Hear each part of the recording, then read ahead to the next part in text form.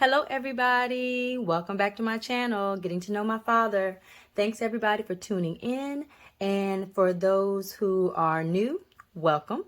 For those who are returning, welcome back. And hopefully everybody is doing well. Yeah, hopefully everybody's doing well. It's rainy out here, so it's one of those days where you just want to lay in. You don't want to work. You don't want to do anything around the house. You just want to lay in and relax, maybe watch a movie or something, or read a good book.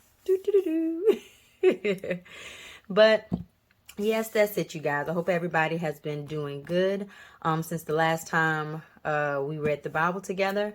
And that's pretty much it, you guys. So let's go ahead and jump in. First, I probably should address this little shadow square right here. Sorry about that, but this is what's holding my camera up. So what you see is the shape of my camera, but I can't really adjust it too much. So hopefully it won't get in the way too bad. I think the lighting is still okay for the most part, but if you don't like this or it bothers you really bad, just let me know down in the comments below, and I'll try not to do this setup again. But that's it, everybody. Let's go ahead and move on to chapter 10 in Ecclesiastes. This is another short chapter, which is great. Just because when you're kind of pressed for time, you still can get the word in and, take your time and read it. And then you don't have to stop kind of like midway in between like a whole chapter because you're trying to multitask or something. But yeah, that's pretty much it. So again, still going with Battlefield of the Mind Bible by Joyce Meyer, which is the amplified version. And then just to have the breakdown of the chapters itself, I'm using the Tony Evans Study Bible, which is the Christian Standard Bible version. And again, it's just to get the breakdowns of the actual chapters. So while I have this open, since we're reading chapter 10, the entire chapter, let me make sure. Yeah. Yep, the entire chapter talks about the burden of folly. Folly being ignorance. I'm not going to say it's like being uneducated or anything. I think it's just like ignorance. But I will look up the actual definition and put it right here. Okay. And that's it. So let's go ahead and go. Again, reading out of this Bible, the Amplified Version Bible. And like I say all the time, these are two great Bibles if you can get them. I like to go back and compare, like read both to see how one read versus the other. And maybe I can kind of understand something the way it's read in one Bible versus the other. But right now, the Amplified Version Bible, that one, I really understand that one the best. This Joyce Meyer's Battlefield of the Mind Bible is not the only amplified version of the Bible that I have, but I'm using this one more often because I like to go back and read her notes and her commentary. They're awesome. So, but okay, that's it, you guys. Let's go ahead and dive back into it. Oh, where's my pen? I like to have my pen to guide me through reading. Anybody else like that? My voice got really high just now. But anybody else like that? I love to have a guide like to go along with reading. Don't know, always been like that from a child. Maybe, I don't know if I learned to read that way or not, but I'm comfortable with reading that way. So, all right, I've talked enough, you guys. Let's go ahead and get into it. So, chapter 10. Dead flies make the oil of the perfume give off a foul odor. So a little foolishness in one who is esteemed outweighs wisdom and honor. Isn't that crazy? It says, so a little foolishness, even just a little bit, outweighs all the wisdom and the honor that one has. Let's see. A wise man's heart turns him toward the right, which is the way of blessing. But a fool's heart turns him toward the left, which is the way of condemnation. Even when a fool walks along the road, his common sense and good judgment fail him, and he demonstrates to everyone that he is a fool. That's pretty bad. Not only are you one, everybody knows it too because of your common sense and your good judgment that has failed you. If the temper of the ruler rises against you, do not leave your post showing resistance.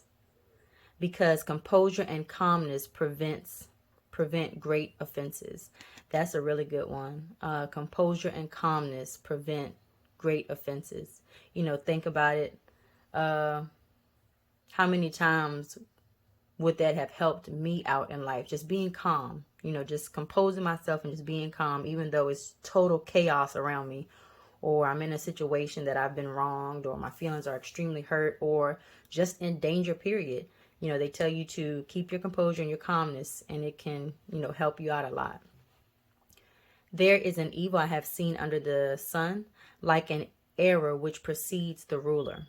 Folly is set in many exalted places, and in great dignity, while the rich sit in humble places. I have seen slaves riding on horses, and princes walking like slaves on the ground.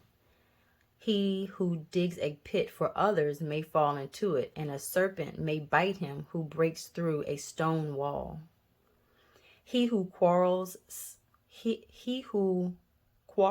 I believe that's quarrels, stones may be hurt with them, but he who splits logs may be endangered by them.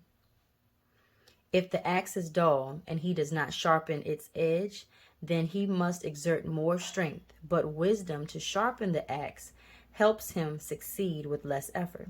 That's smart. Use your head versus strength sometimes. That might help you. And remember back here in chapter 9, we read that yesterday. I highlighted this. It was just saying that, you know, a wise poor man helped the city versus when the strength of, like, you know, a big number couldn't do it. The strength couldn't do what the wisdom did, and that's the same thing here. You can do less work sometime if you just stop and think and use wisdom. So if the serpent bites before being charmed, then there is no profit to the charmer. The words of a wise man's mouth are gracious and win him favor, but the lips of a fool consume him. The beginning of his talking is foolishness, and the end of his talk is wicked madness. Yet the fool multiplies words, which means, I guess, yet even though this is the case, he still talks a lot. Though no man knows what will happen, and who can tell him what will come after he is gone. The labor of a fool so worries him, because he is ignorant, that he does not even know how to go to a city. Woe to you, O land, when your king is a child, and when your incompetent officials and princes feast in the morning. Blessed, prosperous, and admired are you, O land, when your king is a man of noble birth, and your princes and officials feast at the proper time. For strength and not for drunkenness. Okay. Through laziness,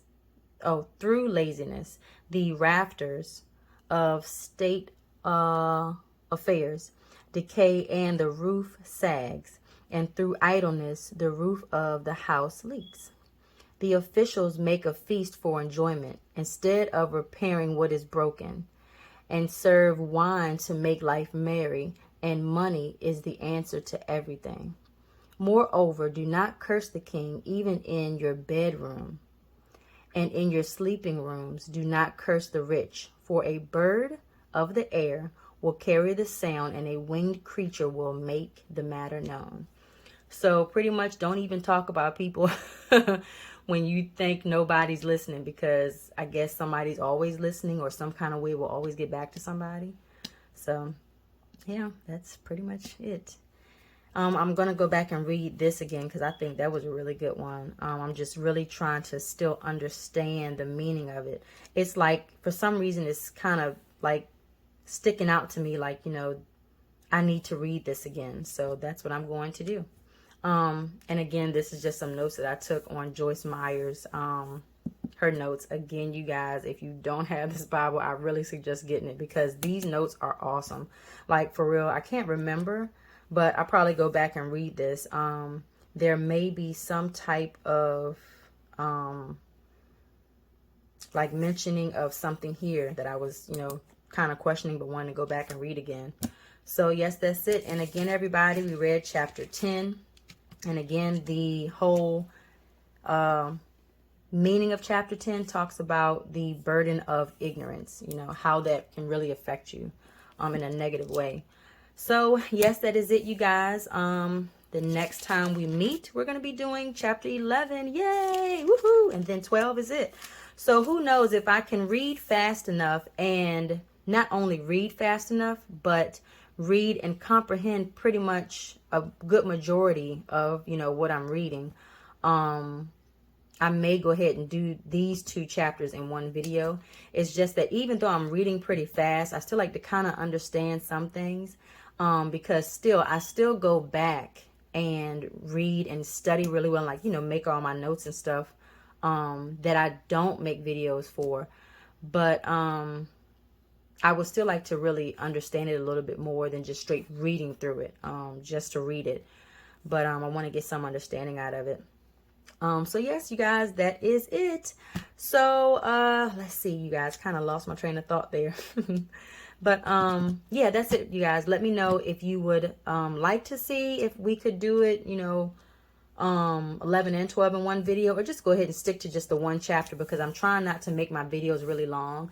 I'm trying to make it so it's a quick listen, so that, you know, you could be driving in the car, or you could be making dinner, washing dishes, whatever the case is, but still listen to the word, and not take up so much of your time.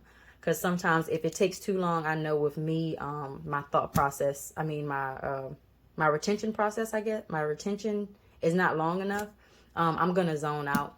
So, yeah, that's pretty much it, you guys. So that is it. My prayer for you all is that you are doing well, your family doing well, you guys are happy, that the reading of this word sinks into you. God gives you some type of message and understanding from what we read today. And that is it, you guys. So we will talk later. And don't forget, like and subscribe, leave a comment down below. And that's it, everybody. Thanks for watching, and we'll see each other next time. Bye.